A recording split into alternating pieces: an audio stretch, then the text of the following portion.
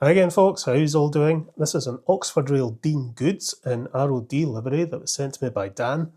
I've only looked at two Oxford Rail locomotives before, an Adams Radial and my own J27, so this will be interesting. Dan says this appears to have a quartering issue and that the motor may be a bit suspect.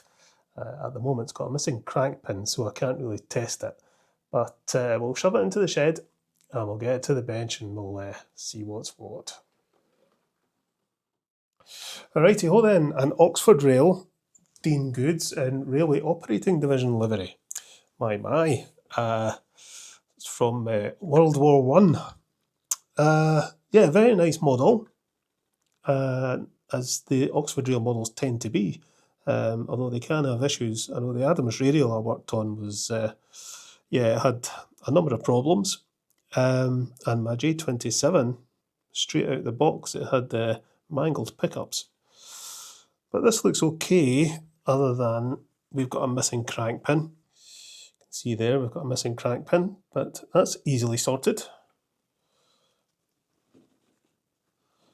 Dug around in my spares box and I've got one here that I think will fit. Better get the rod in place first.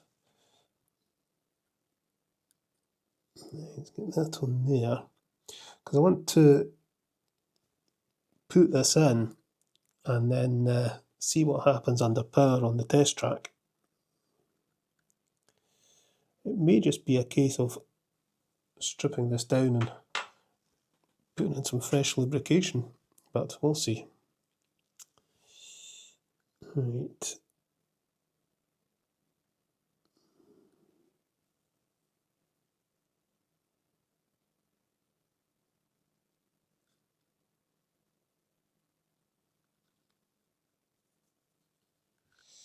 There we go, crank pin in. So let's see what happens when we get this on the track and apply some power. Okay, power on. Oh, we're away.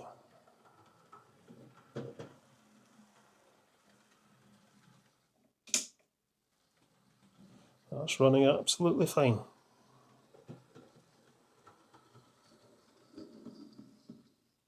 It's pulling about 50 milliamps.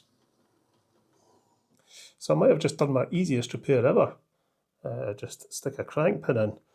But I think we'll open it up anyway, just to get a wee look at it.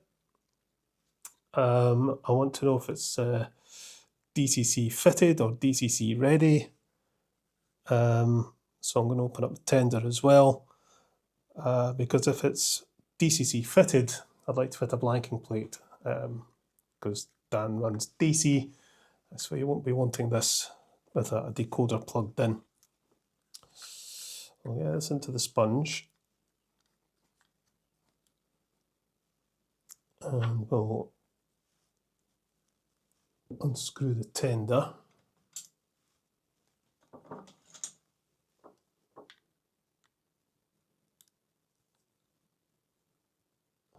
I just want to get a look inside, check the pickups, and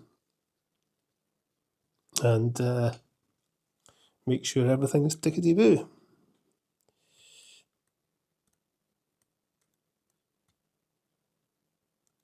That's unplugged. Tender out. Right. So, and then this is going to have, we've got two screws there. Is there a screw? Yes, there is. There's one underneath the end pocket. Pop that out. We'll undo that screw. We've got an annoying little pipe to negotiate.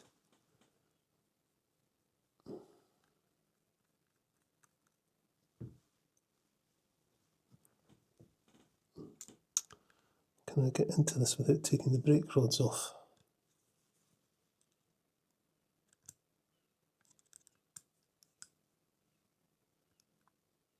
Just. Now, that lifts out. Got a pipe at the front here I need to be careful with.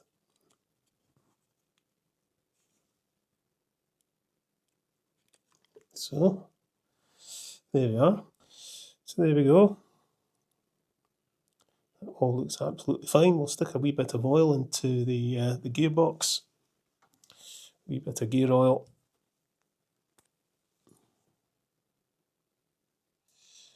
And a wee touch on the bearings.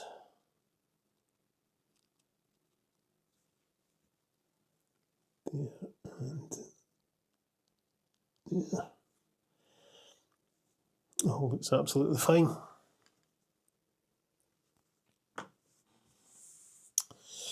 Get a look at the pickups. Those ones are okay, those ones are okay, and those ones are okay. So yeah, we're all good. Get that back together in a minute. Let's get a wee look at the tender. I've got 2 screws there, that's probably all we need to undo.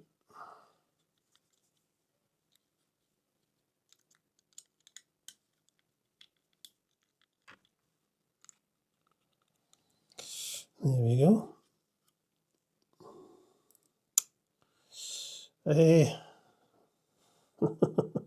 What is that? Well, I've not seen that before. There's some sort of a capacitor wired into that plate. Yeah, I think I'll have a wee look online and see what all that's about. So I had a wee look online, and yeah, as far as I can tell, that's a blanking plate with a stay alive fitted. Okay. Moving on. Let's get this back together because everything's fine. Yeah, it's going to hook in there like that.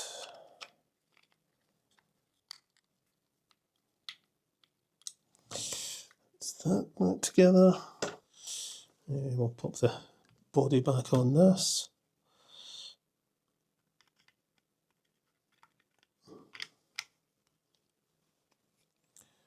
To negotiate that pipe at the front, just bend it back a wee bit, and then she pops. It's been really nice to have a nice simple repair. Just replace a missing crank pin. That's all that needed done. Although in a way it's kind of disappointing. I was kind of hoping to open this up and find some drastic issue, but it's kind of nice just to take it apart, have a look at it, put all that together again, and it doesn't need anything else done to it.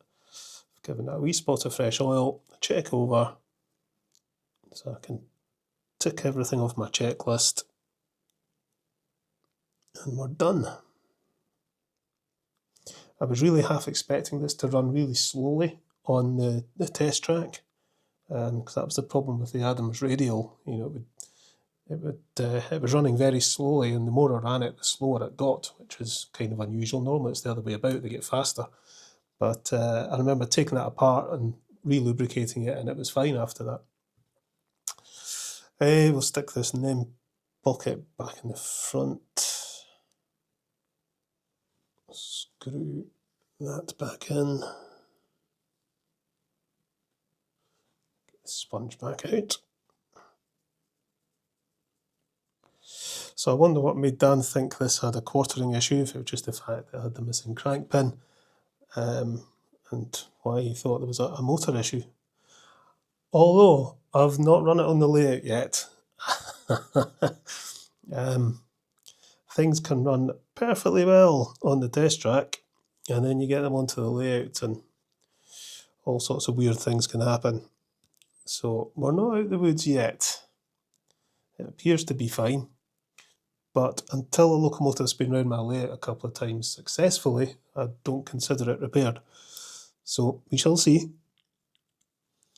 Right, and then we need to get this wee plug in, and then we're done.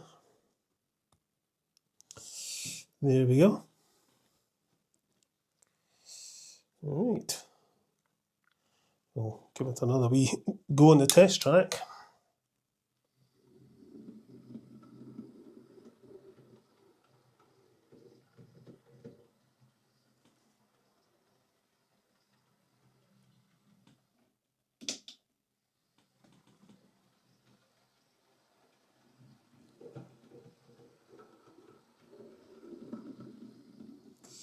Well, it seems fine.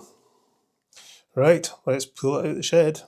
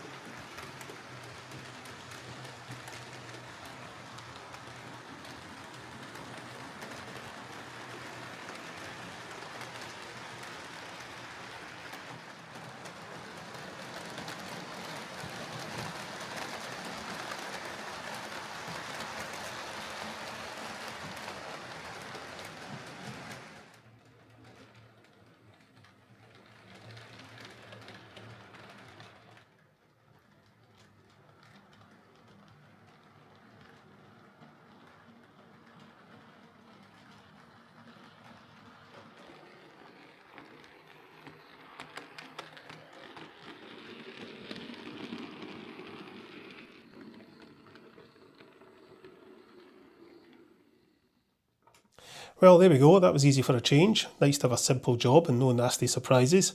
And good to get a look at a model I haven't worked on before, and it's a very nice one. Die-cast body, detailed cab.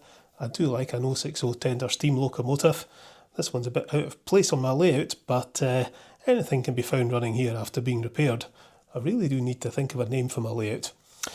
So no quartering issue, no motor issue, everything fine with the pickups, all fine. All that was wrong with it was a missing crank pin.